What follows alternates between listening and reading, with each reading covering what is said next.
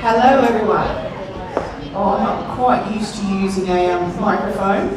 Normally most people have enough to hear me without it. So welcome everyone. My name's Katherine Hawes and I'm the Principal Solicitor at Digital Age Lawyers. And this is law for non-lawyers. So first off, I'm not going to try to make you into lawyers in all of about 35 minutes.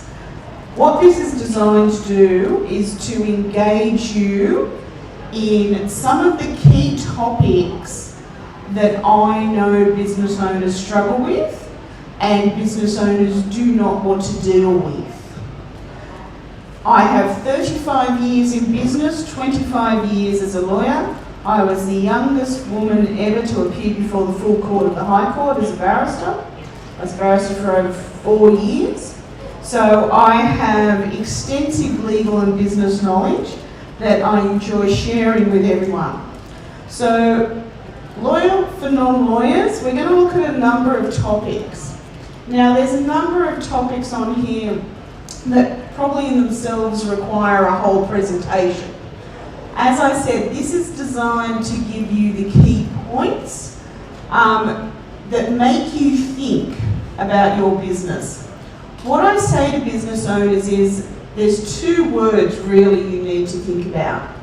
Are you controlling your business and are you protecting your business? You need to be able to answer those questions when you are making decisions, when you are entering into agreements, when you're having discussions, when you are employing people, when you are going for outside services. So it's really key that these topics around business structures, contracts, employment, defamation, social media, not that you need to understand them in detail, but you need to think about, are you controlling and are you protecting your business? So my business is called Aquarius Consulting Group. I run 3 law firms in education and on a number of boards. So, just like everybody else in this room, I have to run a business, I have to get my BAS in order, I have to get my contracts in order, and I have agreements with outside suppliers. So, the first topic we're going to look at is something called business structures. Now, this is like the foundation. If we are building a house, understanding your business structure is key to a number of things with your business. So there are 3 basic business structures: sole trader, partnership and company. Now often I have sat down with clients and I've said to them, what's your business structure? And they said, I'm a partner in a company with a sole trader. And I go, well, you've got a lot of personalities in there, let's dissect this. Because no, you cannot be all 3. So sole trader is the easiest structure to set up. Basically you go and get a business name, you register for your ABN if you're required to, and off you go. Everything you earn is your money. The only thing you have to account for is your tax. So for a lot of my clients, that works well for them, because they don't want to build a global empire. They may not want to have staff. So for instance, one of my clients, she's a wedding photographer. She does about 10 weddings a year, and she does that so the family can go on holidays. She's not looking to expand into large areas. She's not looking to have more work. So for her, a sole trader as a business structure works. One of the key things with a sole trader structure is that if you die, the business dies, because you are the business. So there's nothing actually to inherit, there's nothing to gift, because it's you. So once you're dead, so is the business. And that's a key, as I said, business structure, there is no perfect one, okay? It all depends upon what you want as a business owner. Then we have partnership. Partnership has a definition. 2 to 20 persons carrying on business in common with a view to a profit. So sometimes people are in a partnership and they don't know it. Okay? And a judge may determine, if it looks like a duck, quacks like a duck, guess what? It's a duck. Same with partnership. If it looks like a partnership, then it's going to be deemed a partnership. What I say to people is, if you are going into business with anybody, whether it be your mother, your brother, your husband, probably if you are, even more so, have something in writing. Okay? I don't care if you've been best friends since you were 5, you still need an agreement in writing about your partnership. The other business structure, and this is one which, if you want a business and want to be a business owner, this is one I generally advise my clients, is a corporation or what we would call a company. The reason for that is you have shares, you have structure, and you actually have something to gift or to will at the end of your life. So a corporation or a company is a really good tool because you can sell it, you can will it, you can get other people involved by doing your shares. If somebody wants to invest, it's a great vehicle. It also gives you a bit of discipline, because one of the things with sole trader is because all the money goes into your account as a personal, many of my sole traders go, oh, there's a nice pair of shoes, let's go and buy those. With a company, you've got to be a bit more disciplined. Company is a natural person.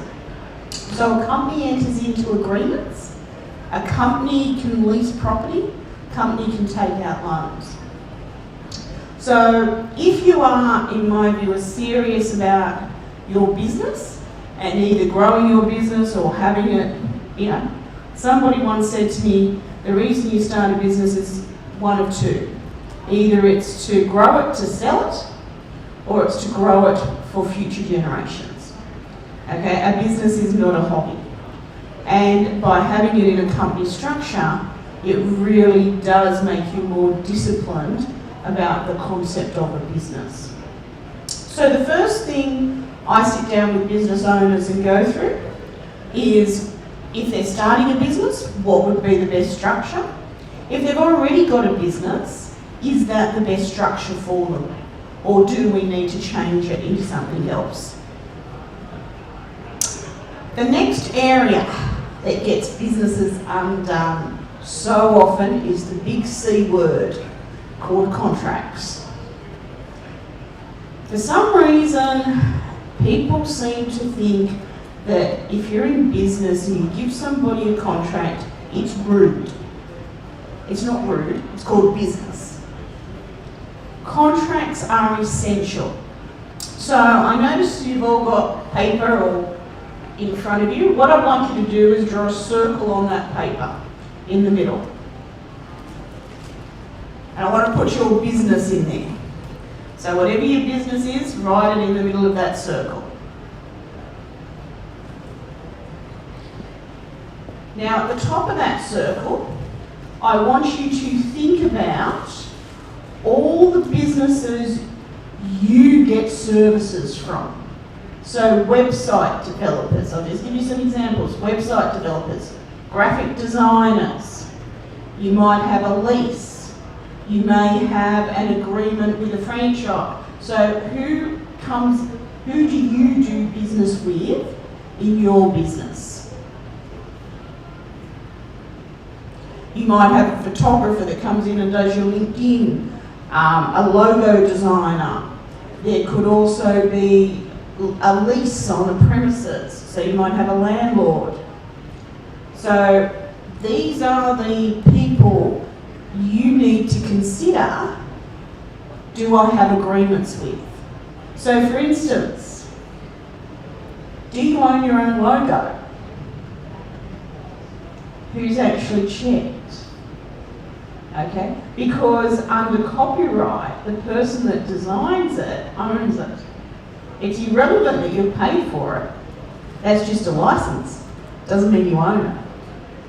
And these are the people you need agreements with, because you need to be able to protect and control your business. So graphic designers, web developers, number of my clients didn't actually realise that they didn't own their own website. It was owned by their web developer, because that's who had registered it.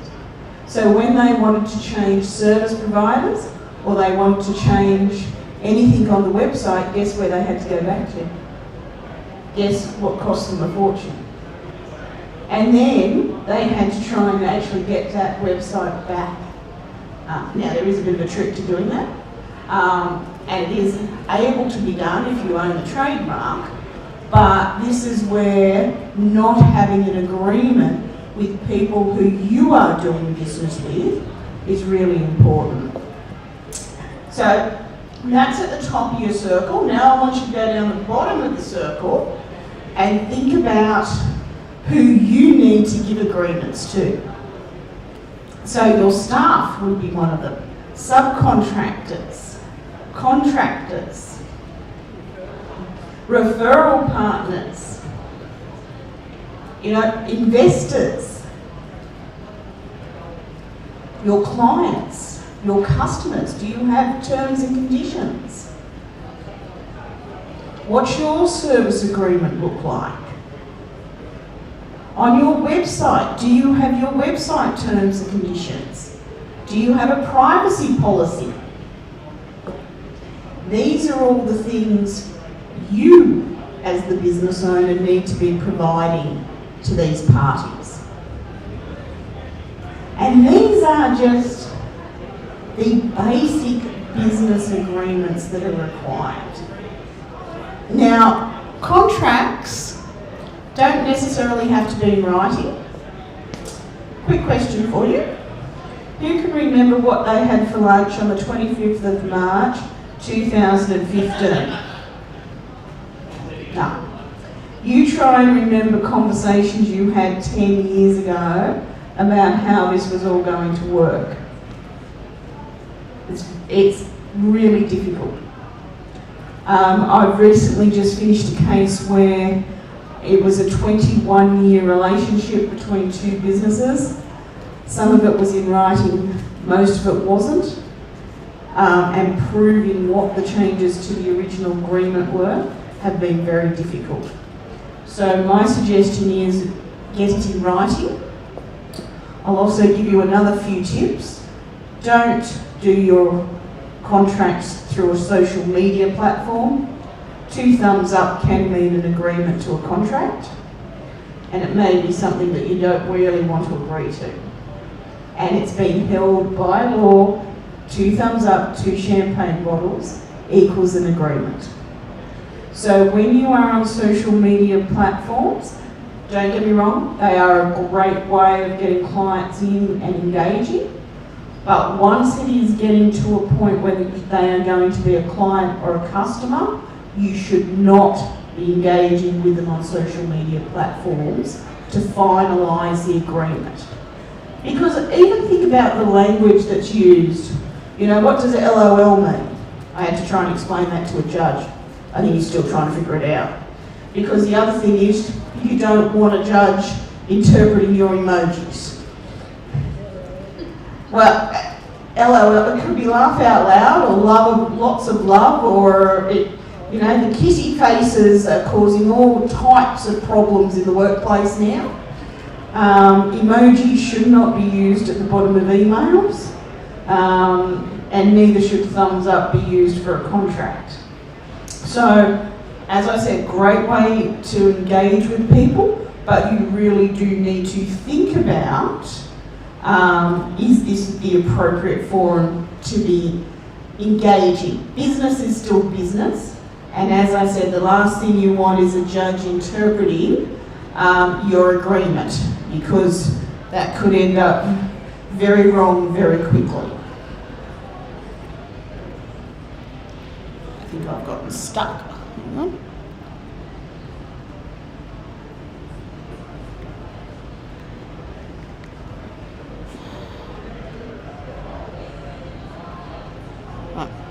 So, as I've said, the benefits of a contract is that there is written proof.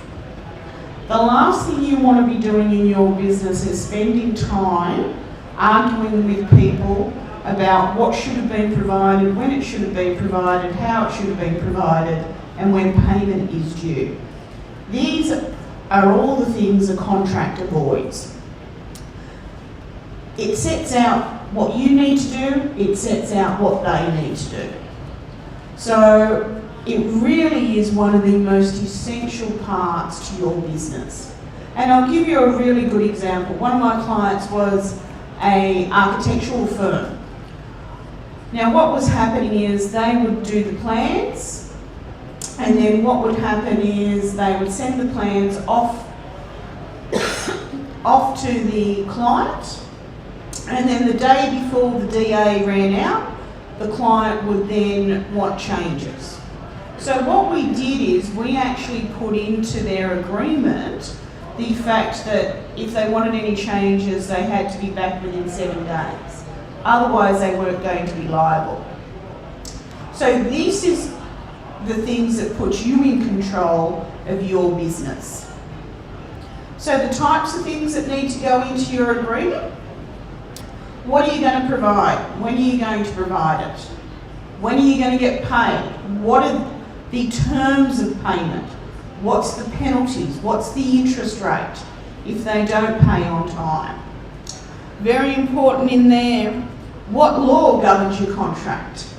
One of my clients, who was never allowed to sign a contract again, signed with the law of Papua New Guinea as the law of the contract. That went down well. There's an 18-year wait to even get your first matter on. So, needless to say, he was never allowed to sign a contract ever again. Also, return policies.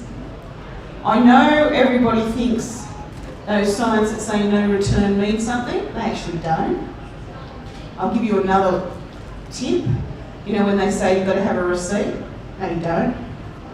You only need to show proof of purchase. And you know what else? A Instagram photo of you buying your couch can be proof of purchase. So these are the things that need to go into your contract. So very important also, terminating your services. We're all going to get that client that we just wish would go into a hole and never come out. Yeah, and we could actually board up the door. We need to put in there not just, what we're going to do for them, but what they need to do. And if they fail to do something, what happens? So if they fail to take your advice, if they fail to give documents back in time, if they fail to do these things, you need to be able to terminate their services. So it's really key that you not just have it about engagement, but you also have it about ending. So these are just some of the things I've talked about that are essential. One of the other things that is often overlooked is something called an MOU or a confidentiality agreement. So if you're entering into negotiations with anybody, you need to ensure that they're not going to take off with your intellectual property. So I'll give you an example. I had a client who went off to a very large bank with an AI HR idea. She pitched it to the bank, and the bank said thank you very much and took her idea and went off with it. She didn't get them to sign a confidentiality agreement. So it's really important. Remember those two words I spoke about right at the beginning? Are you controlling and are you protecting? Those are the key, and agreements are essential to you controlling and protecting your business. The next area where a lot of people get into trouble is signing leases. Real estate agents often say, "I just sign it, it's a standard lease." That can be the worst mistake you do. So there's two types of leases.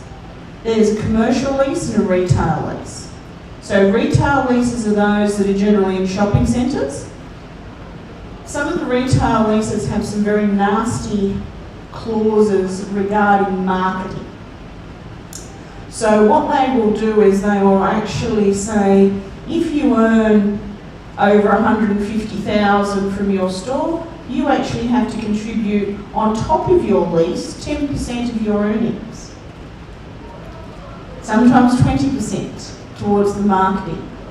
So it's really important that retail leases are reviewed before you sign them. Because again, once you sign them, you are committed.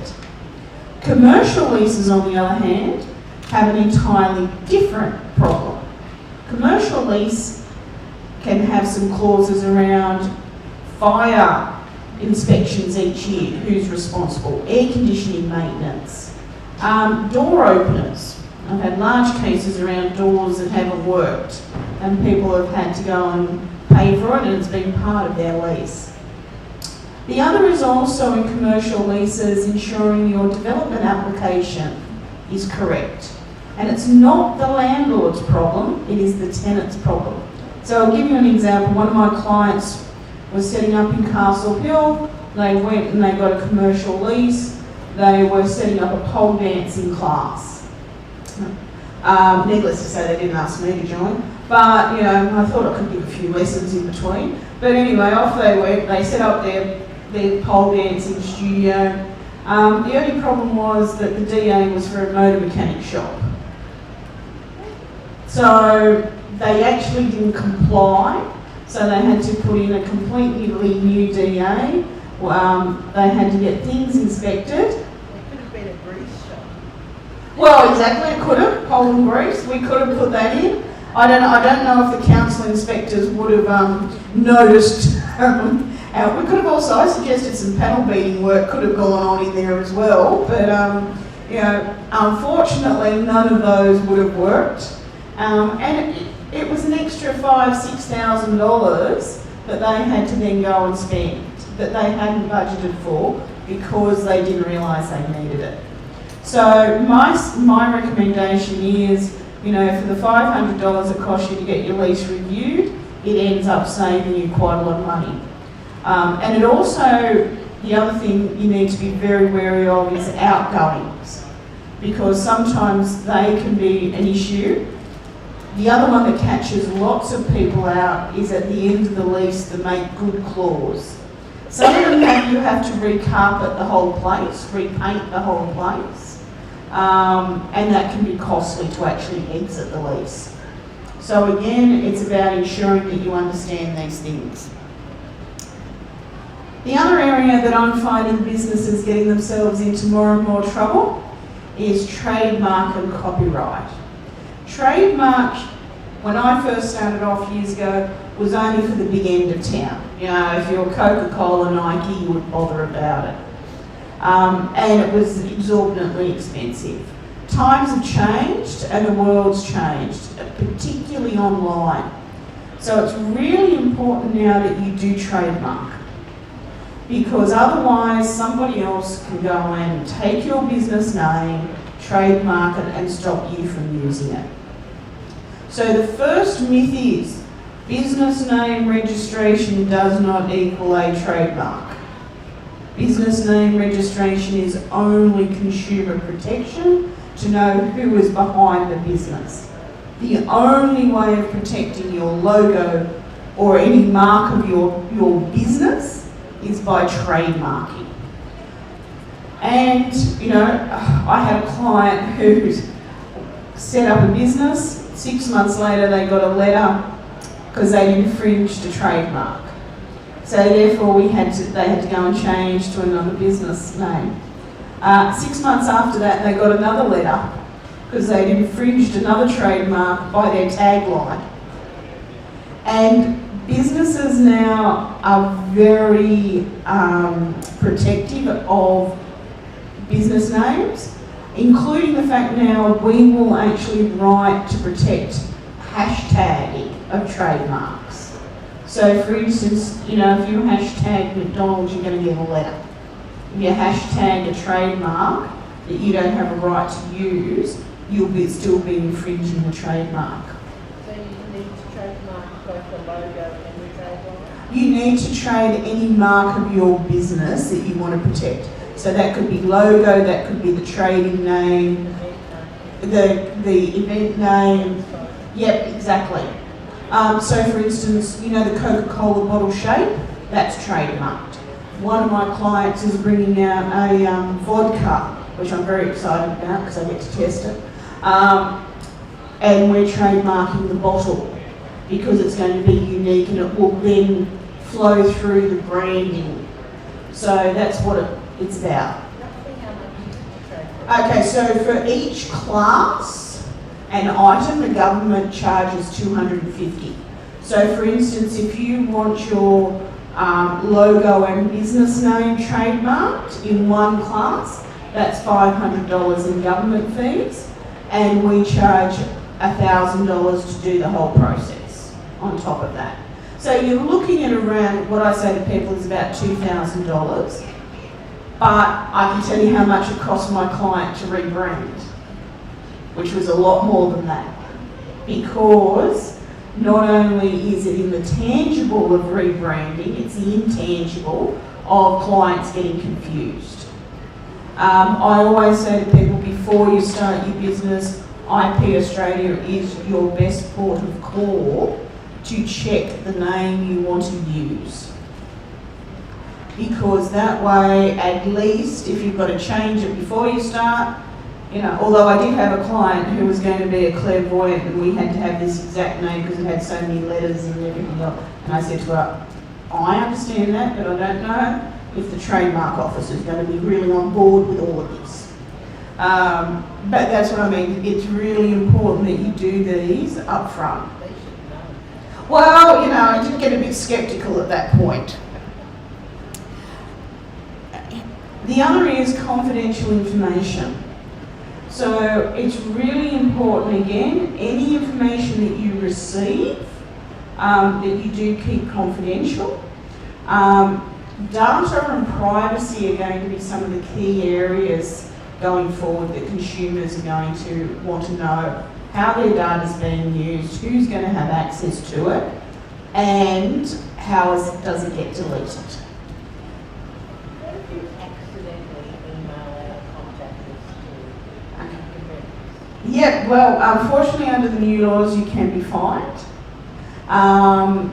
The thing is now, so the thing is now you need to fess up that you've done it. So previously, years ago, if we sent a wrong contract to the wrong Mr. Smith, we'd go, oh, Mr. Smith, can you delete that? And the other Mr. Smith wouldn't have a clue what had happened. Now you've got to tell the other one that there has been a data breach. Look, it really does depend upon the information that's breached as well. So I'll give you an example. At the moment, I've got a school nurse. So what happened was she was working 2 days a week at home. She was having trouble accessing the emails, so she downloaded all the work emails onto her own computer. Now, as you can imagine, a nurse at a high school had quite confidential information about people's health. Her son had access to that computer, so the school's been done for a data breach, and she's actually now facing deregistration as a nurse for the breach of data. So again, it is, look, if it's somebody's email address and phone number, that might be one thing. If it's somebody's birth certificate, medical conditions, then that's another thing as well. So what I say to people is first off, what are you collecting in terms of data? Why are you collecting it? So when it all came out, marketing people would say collect people's birth dates so you can send them a birthday message. Well, my advice is don't do that. Unless you need their birth date, don't collect it now, because you're putting yourself at risk if you have a data breach.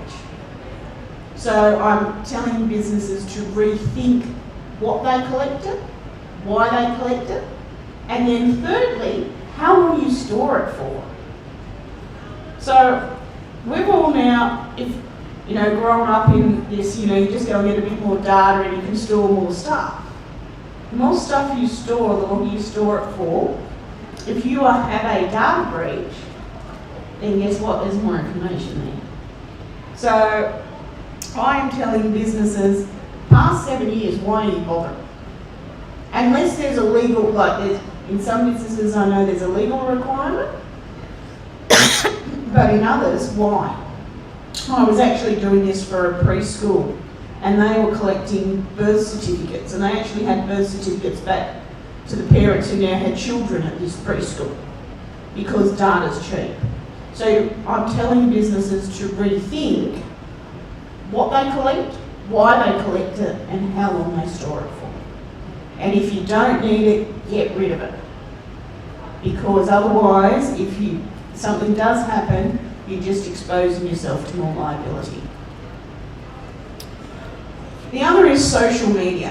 Again, avid fan of social media, we're on it all the time, but it really is about now thinking about your liability as a publisher. So if you are a business owner, you are liable for everything that is posted on your social media page, whether you write it or somebody else does.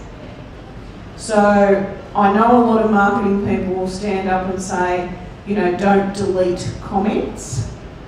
I stand up here and say, delete, delete, delete, delete.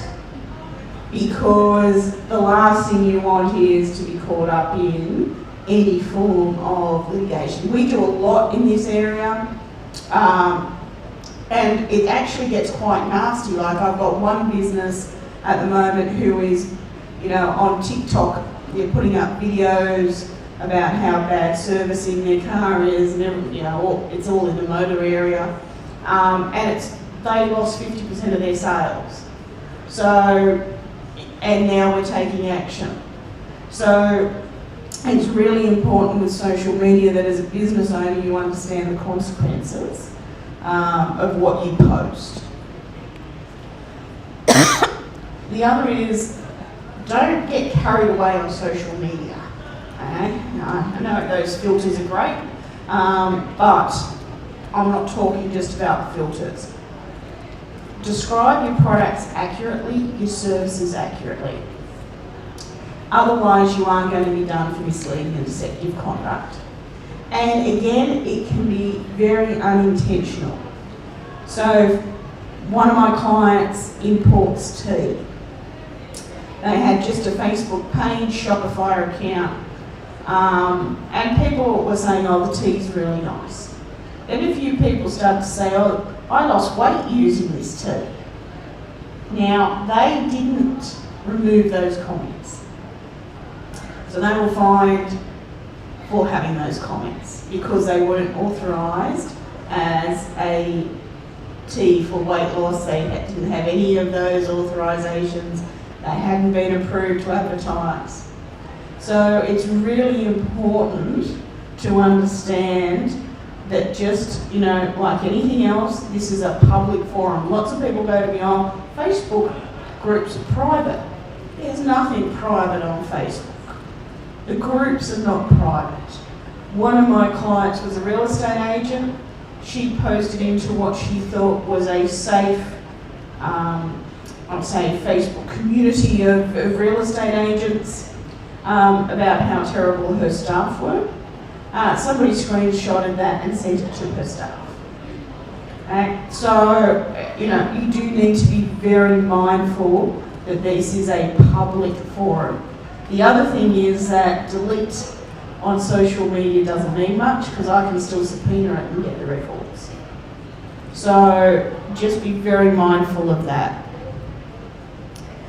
The other is also things like LinkedIn. We can all get excited, gee whiz, I'm flying up to Queensland to do this deal. You may have just breached a confidentiality agreement. Okay, so it is a bit of caution here about how these social media sites are used.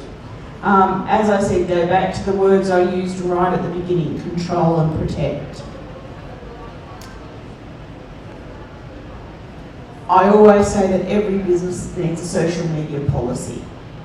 So for instance, in ours, so let's say we have a Cancer Council morning tea in the office.